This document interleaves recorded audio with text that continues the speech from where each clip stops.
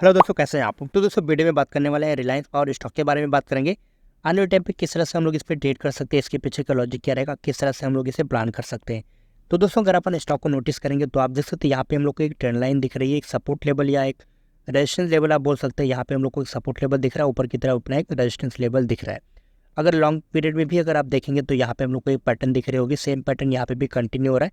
Longer period में ये support level work कर रहा है, ये अपना एक रेजिस्टेंस लेवल वर्क कर रहा है। ये सेम पैटर्न दोस्तों अगर आपको कुछ याद होगा तो आप लोगों ने सुजलान एनर्जी में भी इसे कवर किया था, जेपी पावर में भी हम लोगों ने इसको कवर किया था। ये जो बिहेवियर होता है सपोर्ट लेवल का और रेजिस्टेंस लेवल का, ये पेनी स्टॉक्स में अक्सर देखने के लिए मिलते हैं। इसका लॉजिक अभी हम समझेंगे क्या होता है। तो दोस्तों सबसे पहले जो बड़े इन्वेस्टर होते हैं दोस्तों, जो वेरीफाइड इन्वेस्टर होते हैं या फॉरेन इन्वेस्टर बोल सकते हैं, एफआई हो गए अपने, या डीआई हो गए, डीआईआई हो गए, तो ये सब जो बड़े इन्वेस्टर वेरीफाइड इन्वेस्टर होते हैं ये अच्छे खासे वॉल्यूम में एंट्री करते हैं, लार्ज क्वांटिटी में एंट्री करते हैं। तो इसके वजह से देख सकते हैं जैसे यहाँ पे एंट्री हुई पंप अप हो गया, यहाँ पे एंट्री हुई पंप अप हो गया, यहाँ पे एंट्री बनी पंप अप हो गया। तो ये पंप का कॉन्सेप्ट होता है एंड डंप का कॉन्सेप्ट होता है। पंप एंड डंप का कॉन्सेप्ट होता है कि सपोर्ट लेवल पे बाइंग हो रही है और अपना जो रेजिस्टेंस लेवल है वहाँ पे ये सेलिंग हो रही है। तो इसमें जो प्रॉब्लम होता है, इसका जो डिसएडवांटेज दोस्तों होता है, इसमें जो रिटेल जो ट्रेडर होते हैं या जो बिगिनर ट्रेडर होते हैं ये इस पर ट्रैप होते हैं। एक्चुअली ट्रैप कैसे होते हैं, यहाँ पे दोस्तों देख सकते हैं जैसे सपोर्ट लेवल पे यहाँ पे पंप अप हुआ, सेलिंग आया, तो यहाँ पे लोग देखेंगे कि स्टॉक यहाँ पे ट्रेड हो रहा था, अब यहाँ पे ट्रेड हो रहा है, तो वहाँ पे वो एंट्री करेंगे। बट जब वो एंट्री करेंगे तो वहाँ पे फिर सेलिंग स्टार्ट हो जाती है। जो बड़े इन्वेस्टर होते हैं, जो बड़े बड़े एनालिटिस्ट होते हैं, जो बड़े बड़े जो इसको रिसर्च करते हैं, उनको पता होता है, साइकोलॉजिकल पता होता है कि रिटेल ट्रेडर किस तरह से सोचता है, बिगिनर ट्रेडर किस तरह से सोचता है, किस तरह से मैनिपुलेट किया जा सकता है। तो यहाँ पे जैसे पंप अप हुआ, लोग यहाँ पे तो मिस कर गए, अब यहाँ पे एंट्री करेंगे तो फिर वो लेवल आ जाता है अपना जो रजिस्ट्रेशन लेवल जो होता है, जो टॉप लेवल होता है। तो इसकी वजह से उनकी क्वांटिटी ज़्यादा रहती है दोस्तों, वॉल्यूम ज़्यादा रहती है, तो उनको अच्छा खासा प्रॉफिट दिखता है, तो वहाँ पे वो सेलिंग फिर आ जाती है। तो जैसे जब सेलिंग आती है तो वहाँ पे जो हम जैसे रिटेल ट्रेडर होते हैं या आप जैसे रिटेल ट्रेडर होते हैं, बिगिनर ट्रेडर होते हैं, वो वहाँ पे उसको सेल नहीं करते हैं या स्टॉप लॉस को मैनेज नहीं करते हैं या स्टॉप लॉस को सेट नहीं करते हैं।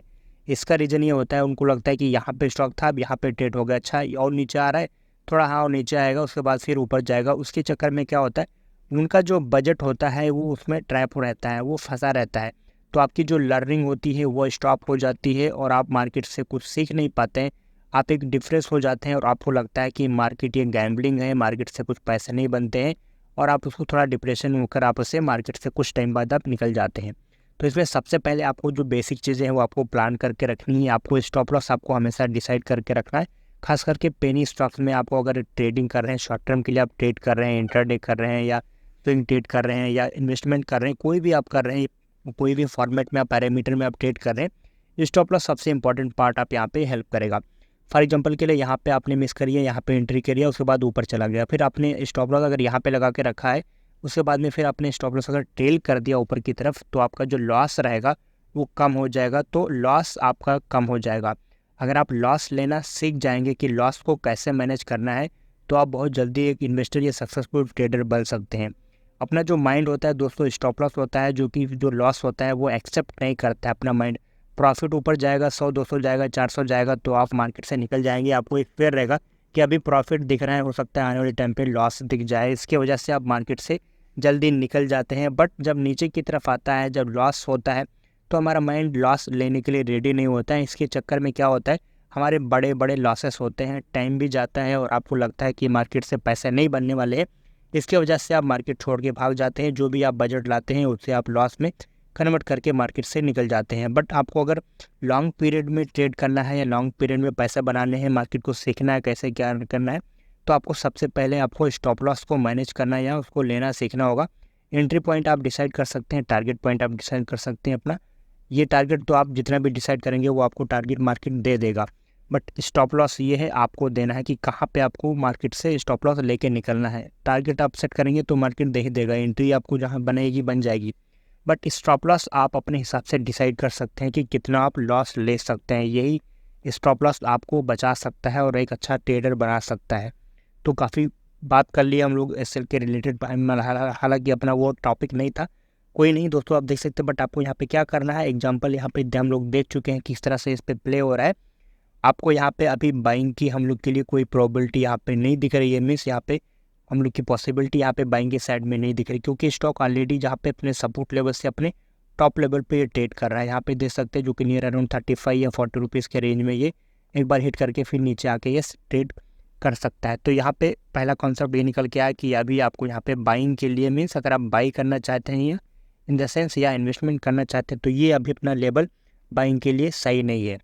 इस पर एक कंडीशन आपको हो सकता है कि अगर आप इस पर स्टॉप लॉस को ट्रेल कर सकते हैं। अगर आपने यहाँ पे एंट्री किया है, अभी मार्केट में बने हुए हैं, तो आप स्टॉप लॉस को ट्रेल करते चलिए। अगर आपने फॉर एग्जाम्पल के लिए यहाँ पे एंट्री किया होगा कहीं इस लेवल पे, तो स्टॉप लॉस आपको आई होप इसके नीचे रहा होगा। तो स्टॉप लॉस को आप ट्रेल करके अपने हिसाब से आप उसके ऊपर की तरफ शिफ्ट कर सकते हैं। किस तरह से आपको शिफ्ट करना है, आपने जो रिस्क मैनेजमेंट किया होगा, आपको जो रिस्क से रिवार्ड होगा, आपका कितने ड्यूरेशन के लिए आपने एंट्री किया है, कौन सा आपका लेवल है, एंट्री लेवल है, या आपका जो टारगेट है रिस्क और रिवार्ड है, वो किस तरह से आप इस पर सेट किएंगे, उस हिसाब से आप स्टॉप लॉस को ट्रेल करते हुए चलिए।